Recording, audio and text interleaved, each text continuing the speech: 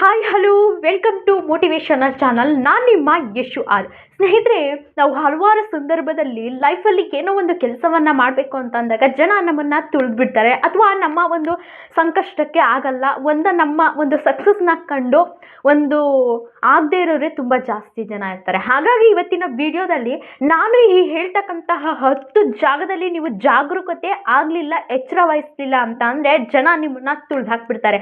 So ಹಾಗಾದರೆ ಆ 10 ಅಂಶಗಳನ್ನ ನೀವು ಪೂರ್ತಿಯಾಗಿ ನೋಡಿ.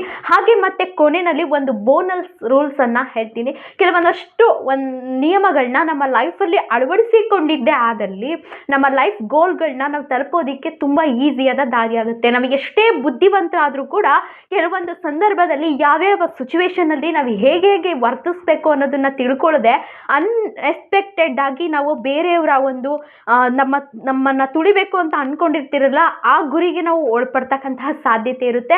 ಹಾಗಾದ್ರೆ ನಾನು ನಿಮಗೆ ಈ 10 ರೂಲ್ಸ್ಗಳನ್ನ, ನಿಯಮಗಳನ್ನ ತಿಳಿಸ್ಕೊಡ್ತೀನಿ.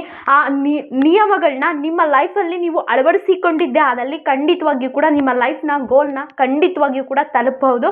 ಸೊ ಹಾಗಾದ್ರೆ ವಿಡಿಯೋ ತಡ ಮಾಡೋದು ಬೇಡ, ಲೆಟ್ಸ್ ಗೈಸ್. ಫಸ್ಟ್ ರೂಲ್ ಬಂದು, ನಿನ್ನ ದುರ್ಬಲತೆಯನ್ನ ನೀನು ಜನರ ಮುಂದೆ ತೋರಿಸ್ಬೇಡ. ಯಾಕಂದ್ರೆ ಜನ ಇಲ್ಲಿ 2 ರೀತಿ ಇರುತ್ತಾರೆ.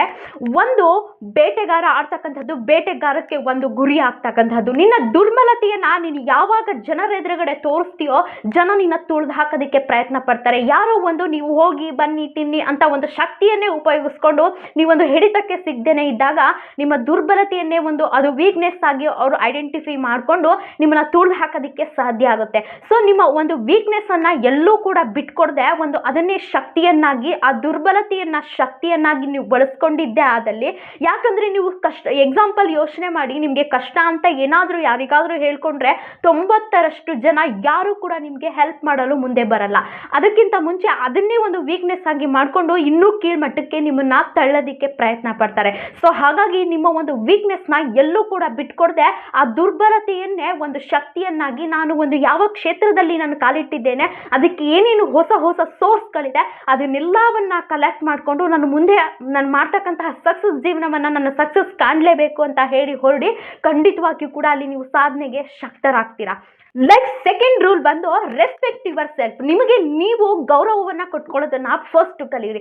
ಯಾಕಂದ್ರೆ ಜನ ನಿಮಗೆ ನೀವು ಒಂದು ವ್ಯಾಲ್ಯೂನ ಕೊಡ್ತಾ ಇಲ್ಲ ಅಂತ ಅಂದ್ರೆ ಯಾವುದೋ ಹರಿದೋಗಿರೋ ಚಪ್ಪಲಿನ ಒರೆಸಿ ತೆಗೆದು ಆಚೆ ಬಿಸಾಕ್ಬಿಡ್ತಾರೆ, ಇನ್ನು ತುಳು ಹಾಕೋದಿಕ್ಕೆ ಪ್ರಯತ್ನ ಪಡ್ತಾರೆ. ಯಾಕಂದ್ರೆ ಫಸ್ಟ್ ನಿಮಗೆ ನೀವೇ ಸರಿಯಾದ ಸಮಯಕ್ಕೆ ಹೇಗೆ ಮಾತನ್ನ ಮಾತಾಡಬೇಕು, ಹೇಗೆ ನಾನು ಅಲ್ಲಿ ಆ ಒಂದು ಶಕ್ತಿಯನ್ನ ನಾನು ಗಳಿಸ್ಕೊಳ್ಬೇಕು ಅನ್ನೋಕ್ಕೆ ನೀವು ನಾನು ಈ ವಿಷಯದಲ್ಲಿ ನಾನೇ ಕಡಿಮೆ ಆಗ್ಬಿಟ್ಟೆ ಅನ್ನೋದನ್ನ ನೀವು ಬೇರೆಯವ್ರ ಎದುರು ಕಡೆ ತೋರಿಸ್ಕೊಳ್ತಾ ಹೋದ್ರೆ ನೀವು ಅಲ್ಲಿ ಅವ್ರನ್ನ ತುಳಿದು ಹಾಕೋದಿಕ್ಕೆ ನೀವು ಒಂದು ದಾರಿ ಮಾಡಿಕೊಟ್ಟಾಗುತ್ತೆ. ಹಾಗಾಗಿ ನಿಮಗೆ ಫಸ್ಟ್ ನೀವು ಗೌರವವನ್ನ ಕೊಡಿ, ನೀವು ರೆಸ್ಪೆಕ್ಟ್ ಅನ್ನ ಕೊಡಿ. ನಾನು ಯಾವುದೇ ಒಂದು ವಿಷಯದಲ್ಲಿ ಈ ವಿಷಯ ನನಗೆ ಗೊತ್ತಾಗ್ತಾ ಇಲ್ಲ, ಮತ್ತೊಂದು ಯಾವುದೋ ಒಂದು ಸೋರ್ಸ್ ಮುಖಾಂತರ ನಾನು ತಿಳ್ಕೊಳ್ತೀನಿ, ನಾನು ಯಾವುದೇ ಕಾರಣಕ್ಕೂ ಫಸ್ಟ್ ನನ್ನನ್ನು ನಾನು ಪ್ರೀತಿಸ್ತೀನಿ, ನನ್ನನ್ನು ನಾನು ಗೌರವಿಸ್ತೀನಿ. ನಾನು ನಿಮ್ಮ ಯಾವ ಒಂದು ದುರ್ಬಲತೆ ಆಗಿರ್ಬೋದು, ನಿಮ್ಮ ಒಂದು ವಾಕ್ಚಾತುರ್ಯತೆ ಆಗಿರ್ಬೋದು, ಎಲ್ಲವನ್ನ ಬೇರೆಯವರ ಎದುರುಗಡೆ ನೀವು ಕೀಳ್ಮಟ್ಟಕ್ಕೆ ಹೋದಾಗ ಅವ್ರು ಇನ್ನೂ ಕೂಡ ಕೀಳ್ಮಟ್ಟಕ್ಕೆ ನಿಮ್ಮನ್ನ ಅಬ್ಸರ್ವ್ ಮಾಡ್ತಾ ಬರ್ತಾರೆ. ಸೊ ಯಾವುದೇ ರೀತಿ ನಿಮಗೆ ಇಂಪಾರ್ಟೆನ್ಸ್ ಅನ್ನ ಕೊಡೋದಕ್ಕೆ ಸಾಧ್ಯ ಆಗಲ್ಲ. ಹಾಗಾಗಿ ನಿಮಗೆ ಫಸ್ಟ್ ನೀವು ರೆಸ್ಪೆಕ್ಟ್ಫುಲ್ ಆಗಿರೋದನ್ನ ಕಲ್ತ್ಕೊಳ್ಳಿ. ಥರ್ಡ್ ರೂಲ್ಸ್ ಏನಂತಂದ್ರೆ, ಸರಿಯಾದ ಸಮಯಕ್ಕೆ ಸರಿಯಾದ ಒಂದು ಶಬ್ದವನ್ನ ಬಳಸಿ. ಯಾಕಂದ್ರೆ ಶಬ್ದ ಅನ್ನೋದು ಒಂದು ಶಬ್ದ ಅನ್ನೋ ಮಾತಲ್ಲ, ವರ್ಡ್ ಅಲ್ಲ, ಕೆಲವೊಂದು ಸಲ ಚೂಪಾದ ಒಂದು ಕತ್ತಿ ತರ. ಯಾಕಂದ್ರೆ ದೊಡ್ಡ ಒಂದು ವ್ಯಕ್ತಿಗಳಾಗಿರ್ಬೋದು, ಸಕ್ಸಸ್ ಮ್ಯಾನ್ಗಳಾಗಿರ್ಬೋದು, ಸೊ ಈ ಬಾಕ್ಸರ್ಗಳಾಗಿರ್ಬೋದು, ಎಲ್ಲರೂ ಕೂಡ ಅವರವರ ಸಮಯಕ್ಕೆ ತಕ್ಕಂತೆ ಹೇಗೆ ಮಾತನ್ನ ಅಬ್ಸರ್ವ್ ಮಾಡಿ ಮಾತನ್ನ ಮಾತಾಡ್ತಾ ಇರ್ತಾರೋ ಅದ್ರ ಮೇಲೆ ಅವರು ಸಕ್ಸಸ್ ಆಗೋದಿಕ್ಕೆ ಸಾಧ್ಯ ಆಗುತ್ತೆ. ಸೊ ನೀವು ಕಡಿಮೆ ಎಷ್ಟು ಮಾತಾಡ್ತಿರೋ ಆಲೋಚನೆ ಮಾಡಿ, ಎಷ್ಟು ಮಾತಾಡ್ತಿರೋ ಎಷ್ಟು ನೀವು ಜನ ಅಷ್ಟೇ ನಿಮಗೆ ರೆಸ್ಪೆಕ್ಟ್ಫುಲ್ ಆ್ಯಂಡ್ ಎಷ್ಟು ಇಂಪಾರ್ಟೆನ್ಸ್ ಕೊಡ್ತಾ ಹೋಗ್ತಾರೆ ಅನ್ನೋದು ನಿಮಗೆ ಅರಿವಾಗುತ್ತೆ. ಯಾಕಂದರೆ ಕೆಲವೊಂದು ಸಲ ನಿಮಗೆ ಅವರು ಒಂದು ಸರಿಯಾದ ಸುಮ್ಮನೆ ಏನೋ ಒಂದು ಅವಶ್ಯಕತೆ ಇಲ್ಲದೆ ಇದ್ರೂ ಕೂಡ ಅದನ್ನು ಅನ್ನೆಸೆಸರಿ ನೀವು ಮಾತಾಡ್ತಾ ಹೋದಾಗ ಜನ ನಿಮಗೆ ಯಾವುದೇ ರೀತಿ ಇಂಪಾರ್ಟೆನ್ಸನ್ನು ಕೊಡಲ್ಲ, ಸುಮ್ಮನೆ ಏನೋ ಮಾತಾಡ್ತಿದ್ದಾನೆ ಅಂತ ಹೋಗ್ತಾರೆ. ಸೊ ಆ ಸಮಯಕ್ಕೆ ಸಂದರ್ಭಕ್ಕೆ ಹೇಗೆ ಮಾತಿದೆ ಆ ಮಾತಿಗೆ ತಕ್ಕಂತೆ ಮಾತಾಡ್ತಾ ಆ ಮಾತನ್ನು ಉಳಿಸ್ಕೊಳ್ಳೋದ್ರಿಂದ ನಿಮ್ಮ ಟ್ಯಾಲೆಂಟ್ ಏನು ವೃದ್ಧಿ ಆಗುತ್ತೆ, ಒಂದು ಸಕ್ಸಸ್ಗೆ ಒಂದು ದಾರಿ ಆಗುತ್ತೆ. ಹಾಗಾಗಿ ಯಾರೇ ಒಂದು ನೀವು ಅಬ್ಸರ್ವ್ ಮಾಡಿರ್ಬೋದು, ಸಕ್ಸಸ್ ಮನ್ಗಳು ಯಾರೇ ಆಗಿರ್ಬೋದು, ಅವ್ರನ್ನ ನೀವು ಅಬ್ಸರ್ವ್ ಮಾಡಿ, ನೀವು ಹೇಗೆ ಮಾತಾಡಬೇಕು ಅಂತ ಅಂದರೆ ಅಪೋಸಿಟ್ ಅಲ್ಲಿ ಇರ್ತಕ್ಕಂತಹ ವ್ಯಕ್ತಿ ನಿಮ್ಮ ಮಾತನ್ನ ಒಪ್ಕೊಳ್ಳದೆ ಬೇರೆ ವಿಧಿನೇ ಇರಬಾರ್ದು ಅಂತ ಮಾತನ್ನ ಮಾತಾಡಬೇಕು. ಆ್ಯಂಡ್ ಹೆಚ್ಚಿನದಾಗಿ ಕಡಿಮೆ ಮಾತಾಡಬೇಕು. ಇದೇ ಸಕ್ಸಸ್ನ ಒಂದು ಸೀಕ್ರೆಟ್. ರೂಲ್ ನಂಬರ್ 5, ಈ ಜಗತ್ತಿನಲ್ಲಿ ನಿನ್ನ ಅವಶ್ಯಕತೆ ಇಲ್ಲದೆ ಯಾರೂ ನಿನ್ನ ಸಂಬಂಧಿಕರಲ್ಲ. ಇದನ್ನ ಈ ಸತ್ಯನ ಎಷ್ಟು ಬೇಗ ಅರ್ಥ ಮಾಡ್ಕೊಳ್ತೀಯೋ ಅಷ್ಟು ಬೇಗ ನೀನು ಒಳ್ಳೆಯವನಾಗ್ತೀಯ ಆ್ಯಂಡ್ ನೀನು ಸಕ್ಸಸ್ ಕಡೆ ದಾರಿ ಹೋಗ್ತೀಯ. ಸ್ನೇಹಿತರೆ, ನೀವು ಅನ್ಕೊಂಡಿದ್ದೀರಾ ಯಾರು ಕೂಡ ನಿನ್ನ ಅವಶ್ಯಕತೆ ಇದೆ, ಅವರ ಅವಶ್ಯಕತೆಯನ್ನು ಪೂರೈಸಿಕೊಳ್ಳೋದಕ್ಕೋಸ್ಕರ ಯಾರು ನಿಮ್ಮ ಸಪೋರ್ಟಿಗೆ ಬರಲ್ಲ. ಇದು ಸತ್ಯನ ಫಸ್ಟು ನೀವು ಅರ್ಥ ಮಾಡ್ಕೊಳ್ಳಿ.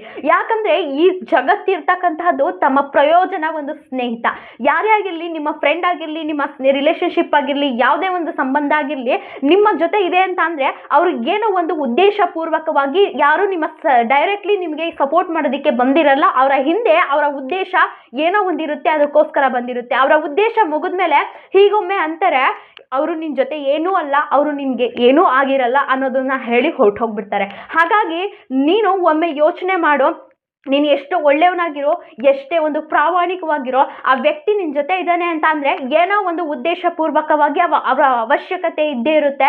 ಸೊ ಇದನ್ನ ಗಮನದಲ್ಲಿ ಇಟ್ಟುಕೊಂಡು, ಯಾಕಂದರೆ ಈ ಪ್ರಪಂಚ ಒಂದು ಅವಶ್ಯಕತೆಯ ಒಂದು ಜಗತ್ತು. ಅವಶ್ಯಕತೆ ಏನೇನಿರುತ್ತೆ ಅದಷ್ಟಕ್ಕೆ ಮಾತ್ರ ಬಂದು ಸೀಮಿತ ಆಗಿರ್ತಾರೆ. ಒಂದೊಮ್ಮೆ ಯೋಚನೆ ಮಾಡಿ, ಇದರಿಂದ ಮುಂದೆ ಕಾಲಿಡೋದು ತುಂಬಾ ಅತ್ಯುತ್ತಮ. ರೂಲ್ ನಂಬರ್ 5, ನೆಗೆಟಿವ್ ಪ್ರಶ್ನೆಯನ್ನ ಬುದ್ಧಿವಂತಿಕೆಯಿಂದ ನಿಭಾಯಿಸು. ನೀವು ದೊಡ್ಡ ದೊಡ್ಡ ಒಂದು ಲೀಡರ್ಸ್ನಾಗಿರ್ಬೋದು, ಸಕ್ಸಸ್ ಮ್ಯಾನ್ಗಳಾಗಿರ್ಬೋದು ನೋಡಿರ್ಬೋದು, ಅವರು ಅನ್ನೆಸೆಸರಿಯಾಗಿ ನೆಗೆಟಿವ್ ಪ್ರಶ್ನೆಯನ್ನ ಕೇಳ್ತಾ ಇದ್ದಾಗ ಅಥವಾ ನೆಗೆಟಿವ್ ಮಾತುಗಳನ್ನ ಮಾತಾಡ್ತಾ ಇದ್ದಾಗ ನಗ್ತಾ ಇರ್ತಾರೆ. ಸೊ ಅವರ ಬುದ್ಧಿವಂತಿಕೆಯಿಂದ ಉತ್ತರಿಸ್ತಾರೆ. ನೀವೇನಾದರೂ ಆ ಕೋಪದ ಕೈಗೆ ಹೈಪರ್ ಆಗಿ ಕಿರ್ಚಿರ್ತೀರಾ, ಕೋಪದ ಕೈಗೆ ಬುದ್ಧಿನ ಕೊಟ್ರೆ ನೀವು ಅಲ್ಲಿ ನಿಮ್ಮ ಹಿಂದೆ ಇರ್ತಕ್ಕಂಥವ್ರು ಇನ್ನೂ ಹಿಂದೆ ತುಳಿಯೋದಕ್ಕೆ ನಿಮ್ಮನ್ನ ಪ್ರಯತ್ನ ಪಡ್ತಾರೆ. ಯಾಕಂತ ಅಂದ್ರೆ ನೀವು ಆ ಕೋಪದಲ್ಲಿ ಹೈಪರ್ ಆಗಿ ಕಿರ್ಚಿರ್ತಕ್ಕಂಥ ಸಂದರ್ಭದಲ್ಲಿ ನೀವು ಯೋಚನೆ ಮಾಡ್ತಕ್ಕಂತಹ ಕ್ಷಮತೆಯನ್ನೇ ಕಳ್ಕೊಂಡಿರ್ತೀರ.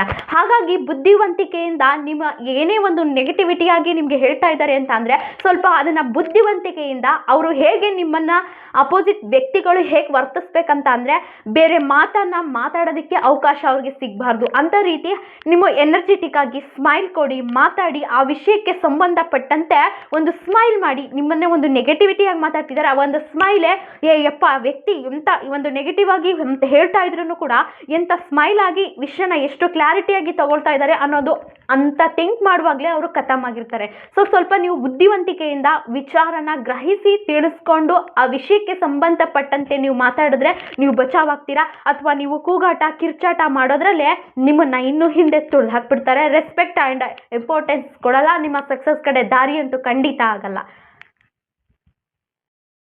Rule number 6, patience. ತಾಳ್ಮೆ ಅನ್ನೋದು ತುಂಬಾನೇ ನಿಯಂತ್ರಣದಲ್ಲಿರಬೇಕು. ಈಗ ದೊಡ್ಡ ದೊಡ್ಡ ಆಟಗಾರರು, ಸಕ್ಸಸ್ ಮ್ಯಾನ್ಗಳು ಎಲ್ಲ ಏನು ಮಾಡ್ತಾರೆ ಗೊತ್ತಾ, ಆ ಸಮಯಕ್ಕೆ ಏನೇನು ಒಂದು ತಾಳ್ಮೆ ಇದೆ, ಆ ಆಟಗಾರ ಏನಿದೆ ಆ ಸಮಯಕ್ಕೆ ಸಂದರ್ಭಕ್ಕೆ ಕಾದು ಅವರ ಸಕ್ಸಸ್ ಅನ್ನ ಕಾಣ್ಕೊಳ್ತಾರೆ. ಆದರೆ ನೀವು ಹಾಗೆ ಮಾಡ್ತೀರಾ? ಖಂಡಿತವಾಗ್ಲೂ ಇಲ್ಲ. ಆತುರ ಅವಾಗಲೇ ಆಗ್ಬಿಡ್ಬೇಕು, ನಾನು ಅವಾಗಲೇ ಸಕ್ಸಸ್ನ ಕಾಣಬೇಕು. ಸೊ ಈ ಬುದ್ಧಿವಂತರ ಜನರು ಏನು ಮಾಡ್ತಾರೆ ಅಂತ ಅಂದರೆ, ನಾವು ಗೆಲ್ಲಬೇಕು, ನಾವು ಒಂದು ಸಕ್ಸಸ್ನ ಕಾಣಬೇಕು ಅಂತ ಹೇಳಿ ತಕ್ಷಣದಲ್ಲಿ ನಿಮ್ಗೆ ಯಾವುದೋ ಒಂದು ಡಿಸಿಷನ್ನ ತಗೊಳ್ಳೋದಕ್ಕೆ ಪ್ರಯತ್ನ ಪಡ್ತಾರೆ. ಆ ಒಂದು ಪ್ರಯತ್ನಕ್ಕೆ ನೀವು ಗುರಿ ಆಗಬಾರ್ದು. ವಿಷಯ ಏನಿದೆ ಅನ್ನೋದನ್ನು ಆಲೋಚನೆ ಮಾಡಬೇಕು. ಸೋಲಾಗಿದೆಯಾ, ಪರವಾಗಿಲ್ಲ, ನೆಕ್ಸ್ಟ್ ಬೆಟರ್ ದೆನ್ ಅಂತ ಹೇಳಿ ಲೈಫ್ ಕಡೆ ನೀನು ತಾಳ್ಮೆಯಿಂದ ನಿಖರವಾಗಿ ಇರಲೇಬೇಕು. ಯಾಕಂದರೆ ಬುದ್ಧಿವಂತಿಕೆ ಅನ್ನೋದೇ ತಾಳ್ಮೆ. ಆ ಬುದ್ಧಿವಂತಿಕೆಯನ್ನು ನಾವು ಉಪಯೋಗಿಸಿ ಸ್ವಲ್ಪ ತಾಳ್ಮೆಯಿಂದ ಇತ್ತು ಅಂತ ಅಂದರೆ ಖಂಡಿತವಾಗಿಯೂ ಕೂಡ ಲೈಫ್ ಗೋಲ್ಗಳನ್ನ ನಾವು ಏನೇನಿರುತ್ತೆ ಅದನ್ನು ಅಚೀವ್ ಮಾಡ್ಬೋದು. ನೀವು ಯಾವುದೇ ಒಂದು ಅಬ್ಸರ್ವ್ ಮಾಡಿ, ದೊಡ್ಡ ದೊಡ್ಡ ಆಟಗಾರರು, ದೊಡ್ಡ ದೊಡ್ಡ ಸಕ್ಸಸ್ ಮ್ಯಾನ್ಗಳು, ದೊಡ್ಡ ದೊಡ್ಡ ಬಿಸ್ನೆಸ್ ಮ್ಯಾನ್ಗಳು ಈ ರೀತಿ ಎಲ್ಲವನ್ನ ಅಬ್ಸರ್ವ್ ಮಾಡ್ತಾ ಇದ್ರೆ ಅವರು ತಾಳ್ಮೆಯಿಂದ ಇರ್ತಾರೆ. ಇವತ್ತು ಸೋಲಾಯ್ತಾ, ನೆಕ್ಸ್ಟ್, ಇವತ್ತು ಸೋಲಾಯ್ತಾ, ನೆಕ್ಸ್ಟ್, ಈ ರೀತಿ ಅವರು ಮಾಡ್ತಕ್ಕಂತಹ ಪ್ರಯತ್ನವನ್ನ ನಾವು ಮಾಡಲ್ಲ. ಯಾಕಂದ್ರೆ ನೀವು ಆತುರಕ್ಕೆ ಯಾವಾಗ ಬಿಡ್ತಿರೋ ಜೀವನವಿಡೀ ಸಕ್ಸಸ್ನ ಕಾಣೋದಕ್ಕೆ ಸಾಧ್ಯ ಆಗಲ್ಲ, ಬದಲಾಗಿ ಸಫರ್ನ ಪಡ್ತೀರಾ. ಸೊ ಹಾಗಾಗಿ ಜೀವನದುದ್ದಕ್ಕೂ ಸಫರ್ ಪಡೋದ್ರ ಬದಲು ನೀವು ಬುದ್ಧಿವಂತರಾಗಿ ತಾಳ್ಮೆಯಿಂದ ಇದ್ದು ನಿಮ್ಮ ಲೈಫ್ ಗೋಲ್ ಕಡೆ ಕಠಿಣವಾದ ಪರಿಶ್ರಮವನ್ನ ಹಾಕಿದ್ದೆ ಆದಲ್ಲಿ ಖಂಡಿತವಾಗಿಯೂ ಕೂಡ ನೀವು ಸಕ್ಸಸ್ ಅನ್ನ ಕಾಣ್ತೀರಾ.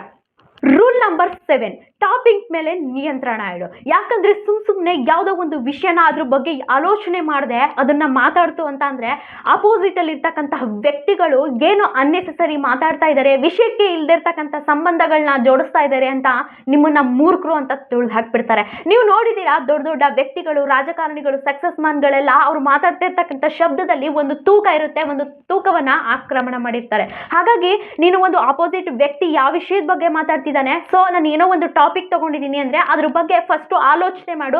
ಆಲೋಚನೆ ಮಾಡೋದಕ್ಕಿಂತ ಮುಂಚೆ ನೀನು ಮಾತಾಡ್ತು ಅಂತ ಅಂದ್ರೆ ಯಾವುದೋ ಒಂದು ಸಮಯಕ್ಕೆ ಇಲ್ದಿರ್ತಕ್ಕಂಥ ಬೇಡವಾದ ಮಾತನ್ನ ಮಾತಾಡಿದ್ರೆ ಯಾವುದೇ ರೀತಿ ನಿಮ್ಮ ಸಕ್ಸಸ್ನ ಕಾಣೋದಕ್ಕೆ ಸಾಧ್ಯನೇ ಆಗೋಲ್ಲ. ಹಾಗಾಗಿ ಫಸ್ಟ್ ನಿಮ್ಮ ಯಾಕಂದ್ರೆ ನಾಲ್ಗೆ ಅನ್ನೋದು ನಿಮಗೆ ಒಂದು ಆಯುಧ ಇದ್ದಾಗೆ. ಆ ಆಯುಧವನ್ನು ನೀವು ಕಂಟ್ರೋಲ್ ತಪ್ಪಿದ್ರೆ ಅದೇ ನಿಮ್ಮ ಲೈಫ್ ಲಾಂಗ್ ನಿಮ್ಮ ಶತ್ರು ಆಗಬಹುದು. ಹಾಗಾಗಿ ನಿಮ್ಮ ಕಾಲಕ್ಕೆ ತಕ್ಕಂತೆ ಯಾವ ವಿಷಯ ಇದೆ ಅದನ್ನ ಸ್ವಲ್ಪ ಆಲೋಚನೆ ಮಾಡಿ ಮಾತಾಡೋದನ್ನ ಪ್ರಯತ್ನ ಪಡು. ರೂಲ್ ನಂಬರ್ 9, ಈ ಉಡಾಫೆ ಲಕ್ಷ್ಯಹೀನರ ಜೊತೆ ಸಂಘ ಮಾಡೋದನ್ನ ಫಸ್ಟ್ ಬಿಡು. ಯಾಕಂದ್ರೆ ಜನ ಗುರುತಿಸೋದು ಅದೇ. ಈಗ ಒಂದು ಸಿಂಹದ ಜೊತೆ ನೀನು ಇತ್ತು ಅಂತಂದ್ರೆ ಸಿಂಹ ಬೇಟೆ ಮಾಡೋದನ್ನೇ ಕಲ್ತು ಬಿಡ್ತೀಯ. ಅದೇ ನೀನು ಒಂದು ಲಕ್ಷ್ಯಹೀನರು, ಒಂದು ಗುರಿನೇ ಇಲ್ಲ, ಲೈಫಲ್ಲಿ ಸಕ್ಸಸ್ಸೇ ಇಲ್ಲ, ಲೈಫಲ್ಲಿ ಯಾವುದೇ ಒಂದು ರೀತಿ ಇಲ್ಲ, ಜನರ ಜೊತೆ ನೀನು ಇದೆಯಾ ಅಂತ ಅಂದ್ರೆ ನೀನೇ ತಿಳ್ಕೊ, ನಿನ್ನ ಕನಸಿಗೆ ನೀನೇ ಗುಂಡಿ ತೋಡ್ತಿದ್ಯಾ ಅಂತ. ಯಾಕಂದ್ರೆ ಜನ ಅದೇ ರೀತಿ ನಿರ್ಧಾರ ಮಾಡಿಬಿಡ್ತಾರೆ. ಅದಕ್ಕೆ ನೀನು ಒಂದು ಒಳ್ಳೆ ಸಕ್ಸಸ್ಸು, ಒಂದು ಒಳ್ಳೆ ಲೈಫ್ ಲೋಡಲ್ಲಿ ಹೋಗ್ತಾ ಇರ್ತಕ್ಕಂತಹ ಜನರ ಸಂಘವನ್ನ ನೀನು ಮಾಡಿದ್ದೆ ಆದ್ರೆ ನೀನು ಕೂಡ ಹೊಸ ಹೊಸ ವಿಷಯಗಳನ್ನ ಕಲಿಯೋದಿಕ್ಕೆ ಸ್ಟಾರ್ಟ್ ಆಗುತ್ತೆ. ಹಾಗಾಗಿ ಜನಗಳನ್ನ ಒಂದು ಡಿಸೈಡ್ ಅಲ್ಲೇ ಆಗ್ಬಿಡುತ್ತೆ. ಈಗ ಒಂದು ಸಿಂಹದ ಜೊತೆ ನೀವು ಇದೀರಾ ಅಂತಂದ್ರೆ ಅಲ್ಲಿ ನೀವು ಬೇಟೆ ಆಡೋದನ್ನು ಕೂಡ ಕಲ್ತು ಬಿಡ್ತೀರಾ. ಸೊ ಹಾಗಾಗಿ ನೀವು ಅದೇ ರೀತಿ ನೀವು ಒಂದು ಒಳ್ಳೆ ಸಕ್ಸಸ್ಫುಲ್ ಮ್ಯಾನ್ಗಳ ಜೊತೆ ಅಥವಾ ಒಂದು ಒಳ್ಳೆ ರೀತಿ ಲೈಫ್ ಗೋಲ್ ಇಟ್ಕೊಂಡಿರೋರ ಜೊತೆ ಸಹವಾಸ ಮಾಡೋದ್ರಿಂದ ಖಂಡಿತವಾಗಿಯೂ ಕೂಡ ನಿಮ್ಮ ಲೈಫ್ ಕಡೆ ಒಂದು ಒಳ್ಳೆ ನಿರ್ದಿಷ್ಟವಾದ ಗುರಿಯನ್ನ ನೀವು ಇಟ್ಕೊಳ್ಬೋದು. ಈ ಉಡಾಫೆ, ಈ ಇನ್ನೊಂದು ಯಾವುದೇ ಒಂದಕ್ಕೊಂದು ಲಕ್ಷ್ಯ ಮಾಡ್ತಕ್ಕಂತಹದ್ದು, ಇಂತಹ ಜನಗಳ ಸಹವಾಸವನ್ನ ಬಿಡೋ ಪ್ರಯತ್ನ ಮಾಡು, ಇಂದಿನಿಂದ ಪ್ರಯತ್ನಿಸು. Rule number 8, eye contact. ನೀವು ಯಾವುದೇ ಒಂದು ಆಪೋಸಿಟ್ ವ್ಯಕ್ತಿ ಆಗಿರಲಿ, ಯಾವುದೇ ಒಂದು ರಿಲೇಷನ್ ಮಾತಾಡಲಿ, ಐ ಕಾಂಟ್ಯಾಕ್ಟ್, ಕಣ್ಣಲ್ಲಿ ಕಣ್ಣನ್ನಿಟ್ಟು ಮಾತನಾಡೋದನ್ನ ಕಲ್ತ್ಕೊಳ್ಳಿ. ಯಾಕಂದ್ರೆ ಆಪೋಸಿಟ್ ವ್ಯಕ್ತಿ ಮಾತಾಡ್ತಾ ಇರ್ತಕ್ಕಂಥವ್ರು ನೀವು ಆ ಕಡೆ ಈ ಕಡೆ ನೋಡ್ಕೊಂಡು ಮಾತಾಡ್ತಾ ಇದ್ರೆ ನಿಮ್ಮ ವೀಕ್ ಅನ್ನೋದನ್ನ ಗೊತ್ತಾಗಿ ನಿಮ್ಮ ಮಾತು ಮೇಲೆ ನಿಮಗೆ ಬೆಲೆ ಇಲ್ಲ, ರೆಸ್ಪೆಕ್ಟ್ ಇಲ್ಲ ಅನ್ನೋದನ್ನ ತಿಳ್ಕೊಂಡು ನಿಮ್ಮನ್ನ ತುಳಿದು ಹಾಕ್ಬಿಡ್ತಾರೆ. ಹಾಗಾಗಿ ನೀವು ಯಾವುದೇ ಒಂದು ದೊಡ್ಡ ರಾಜಕಾರಣಿ, ಬಿಸ್ನೆಸ್ ಮ್ಯಾನ್, ಸಕ್ಸಸ್ ಮ್ಯಾನ್ಗಳನ್ನ ನೋಡಿದ್ರೆ ಅವರು ಒಂದು ಐ ಕಾಂಟ್ಯಾಕ್ಟ್ ಶಕ್ತಿಯನ್ನೇ ಉಪಯೋಗಿಸ್ಕೊಂಡು ಮತ್ತೊಬ್ಬರನ್ನ ಆ ರೀತಿ ಅಟ್ರಾಕ್ಷನ್ ಮಾಡ್ತಾ ಹೋಗ್ತಾರೆ. ಯಾಕಂದ್ರೆ ಆ ಒಂದು ಶಕ್ತಿಯನ್ನೇ ನಿಮ್ಮ ಐ ಕಾಂಟ್ಯಾಕ್ಟ್, ಯಾಕಂದ್ರೆ ನೀವು ಕಣ್ಣಲ್ಲಿ ಕಣ್ಣಿಟ್ಟು ಮಾತಾಡ್ತಾ ಇದ್ದೀರಾ ಅಂತ ಅಂದ್ರೆ ನಿಮ್ಮನ್ನ ಯಾರು ಕೂಡ ಅಷ್ಟೊಂದು ಹಗುರವಾಗಿ ತಗೊಳ್ಳೋದಕ್ಕೆ ಸಾಧ್ಯ ಆಗಲ್ಲ, ಅಂಡ್ ನಿಮ್ಮ ಮಾತನ್ನ ಮುಚ್ಚೋದಿಕ್ಕೆ ಸಾಧ್ಯ ಆಗಲ್ಲ. ಹಾಗಾಗಿ ನೀವು ಯಾವುದೇ ಒಂದು ವಿಷಯ ಆಗಲಿ, ಏನೇ ಆಗಲಿ ಮಾತಾಡ್ತಾ ಇರಲಿ ಅಥವಾ ಏನೇ ಒಂದು ಕಾನ್ವರ್ಸೇಷನ್ ಇರಲಿ, ಕಣ್ಣಲ್ಲಿ ಕಣ್ಣನ್ನಿಟ್ಟು ಮಾತಾಡೋದ್ರಿಂದ ನಿಮ್ಮ ಸಕ್ಸಸ್ ಅಂಡ್ ನಿಮ್ಮ ಮಾತಿಗೆ ಮತ್ತಷ್ಟು ಜನ ರೆಸ್ಪೆಕ್ಟ್ಫುಲ್ ಆಗಿರ್ತಾರೆ. 10th ಒಂದು ರೂಲ್ ಏನಂತ ಅಂದ್ರೆ ನೀನೊಬ್ಬ ಪ್ರಾಮಾಣಿಕ, ಒಳ್ಳೆಯವನು, ಒಳ್ಳೆ ವ್ಯಕ್ತಿತ್ವದಿಂದ ಇದೆಯಾ ಅಂತ ಅಂದ್ರೆ ಜನ ಅದನ್ನ, ಯಾಕಂದ್ರೆ ಮರನ ಕಡಿದು ಬಿಡಕ್ ನೋಡ್ತಾರೆ. ಹಾಗೆ ನಿನ್ನಲ್ಲಿ ಒಂದು ಮುಗ್ಧತೆ ಇದೆ, ನಿಮ್ಮಲ್ಲಿ ಏನೋ ಒಂದು ಅಂತಹ ಒಂದು ಇನೋಸೆನ್ಸ್ ಇದೆ ಅಂತ ಅಂದ್ರೆ ಜನ ಅಲ್ಲೇ ಬರ್ಬಾದ್ ಮಾಡಿ ಹಾಕ್ಬಿಡ್ತಾರೆ. ಹಾಗಾಗಿ ನೀನು ಅವ್ರಿಗೆ ಪತ್ತೆ ಮಾಡಿಸೋ, ನೀನು ಈ ರೂಪವನ್ನ ತೋರಿಸೋ, ನಿನ್ನ ಪ್ರಾಮಾಣಿಕತೆ, ನಿನ್ನ ಒಳ್ಳೆತನ, ನೀನು ಎಷ್ಟು ಒಳ್ಳೆಯವನೇ ಆಗಿರೋ ಆ ತನನ ನೀನು ಒಂದು ಆ ಸಮಯಕ್ಕೆ, ಸಂದರ್ಭಕ್ಕೆ ನೀನು ಆ ರಾಕ್ಷಸನ ರೂಪವನ್ನ ತೋರಿಸಿದ್ರೆ ಜನ ಅಲ್ಲಿ ಯಾವುದೇ ಕಾರಣಕ್ಕೂ ನಿನ್ನ ತಂಟೆಗೂ ಕೂಡ ಬರಲ್ಲ. ಹಾಗಾಗಿ ಮರ ಇದೆ ಅಂತ ಅಂದ್ರೆ ಅದನ್ನ ಕತ್ತರಿಸಿ ಹಾಕಕ್ ಬಿಡ್ತಾರೆ. ಸೊ ಆ ಕತ್ತರಿಸಿ ಹಾಕಕ್ ಬಂದಾಗ ನಿನ್ನ ನಿಜವಾದ ರೂಪವನ್ನ ನೀನು ತೋರಿಸಿದ್ದೆ ಅದಲ್ಲಿ ನಿನ್ನ ತಂಟೆ ಅಲ್ಲ, ನಿನ್ನ ಆ ಒಂದು ಮುಗ್ಧತೆ, ಇದು ಸಾಮಾನ್ಯ ವ್ಯಕ್ತಿ ಅಲ್ಲ, ಇದು ಬೆಂಕಿನೇ ಅನ್ನೋದನ್ನ ಅರ್ಥ ಮಾಡಿಸು. ಕೊನೆಗೊಂದಿನ ನೀನೇ ಪಶ್ಚಾತ್ತಾಪ, ನಿನ್ನ ಮೇಲೆ ನೀನೇ ದ್ವೇಷ ಪಡಬೇಕಾಗುತ್ತೆ, ಯಾಕೆ ಸಮಯ ಬಂದಾಗ ನನ್ನ ಬುದ್ಧಿವಂತಿಕೆಯನ್ನು ನಾನು ಉಪಯೋಗಿಸ್ಲಿಲ್ಲ ಅಂತ.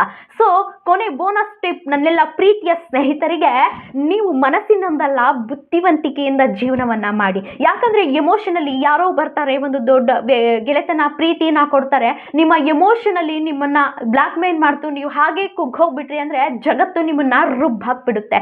ಸಮಯಕ್ಕೆ ತಕ್ಕಂತೆ ನಿಮ್ಮ ಬುದ್ಧಿವಂತಿಕೆಯನ್ನ ಎಮೋಷನಲಿ ಸ್ವಲ್ಪ ಕಟ್ಟಿ ನಿಮ್ಮ ಬುದ್ಧಿವಂತಿಕೆಯಿಂದ ಜೀವನ ಮಾಡೋದ್ರಿಂದ ಲೈಫ್ ಲಾಂಗ್ ನೀವು ಯಾವುದೇ ರೀತಿ ನೀವು ಗುರಿ ಆಗೋದಕ್ಕೆ, ಒಂದು ಎಮೋಷನಲಿ ಗುರಿ ಆಗೋದಕ್ಕೆ ಸಾಧ್ಯ ಆಗಲ್ಲ. ಯಾಕಂದ್ರೆ ಜನ ವೀಕ್ನೆಸ್ ನ ತಿಳ್ಕೊಳ್ತಾರೆ. ಎಮೋಷನಲಿ ನೀವು ಬ್ಲಾಕ್ ಆಯ್ತು, ಎಮೋಷನಲಿ ನೀವು ಫೂಲ್ ಮಾಡೋದು ಅವ್ರಿಗೆ ಒಂದು ವೀಕ್ನೆಸ್ ಗೊತ್ತಾಯ್ತು ಅಂತಂದ್ರೆ ನಿಮ್ಮನ್ನ ಅಲ್ಲಿ ಬರ್ಬಾದ್ ಮಾಡಿ ಹಾಕ್ಬಿಡ್ತಾರೆ. ಸೊ ಆ ಸಮಯಕ್ಕೆ ತಕ್ಕಂತೆ ಜನ ಯಾರೋ ಬರ್ತಾರೆ, ಯಾರೋ ಹೋಗ್ತಾರೆ. ಆ ವೀಕ್ನೆಸ್ ನ ನಾವು ಬಿಟ್ಕೊಡ್ಬಾರ್ದು. ಮನಸ್ಸಿನಿಂದಲ್ಲ, ನಿಮ್ಮ ಎಮೋಷನಲಿ ಸ್ವಲ್ಪ ಕಂಟ್ರೋಲ್ ಮಾಡಿಕೊಂಡು ನಿಮ್ಮ ಬುದ್ಧಿವಂತಿಕೆಯಿಂದ ಜೀವನ ಮಾಡೋದ್ರಿಂದ ಪ್ರತಿಯೊಂದು ರೂಲ್ಸ್ನ ಕೂಡ ನೀವು ಫಾಲೋ ಅಪ್ ಮಾಡೋದ್ರಿಂದ ಲೈಫಲ್ಲಿ ಎಲ್ಲವನ್ನ ಕೂಡ ಗಳಿಸ್ಕೋಬಹುದು.